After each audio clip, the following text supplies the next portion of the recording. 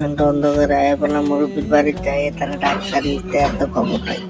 এলাম দরজাটা বাড়ি দিলাম, গিয়ে দিতে রান্না করে আমার কোনো খবর নাই।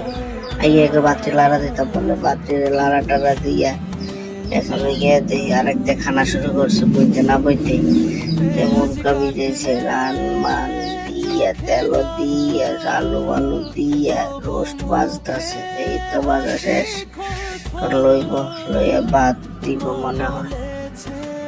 ওমা বাবা যদি বিরিয়ানি রান্না করবো আহারে কোন সময় খায় ভাত বিরিয়ানি টিরিয়ানি দিল, সব কিছু দিল মনে বইল বুঝতে পেঁয়াজ টেয়াজ সম্বার টম্বার সব কিছু দিয়া মশলা টসলা দিয়ে ঘি দিল। ওমা আবার দিল বাটার আর খাইছিল। আচ্ছা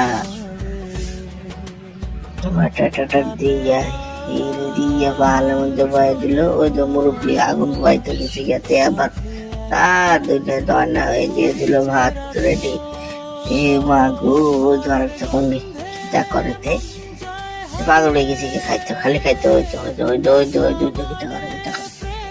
খা খা খা তুই আগে খা, এরপর আমরা খাম তুই খাইয়া থাকলাম না খাম। এই যে শুরু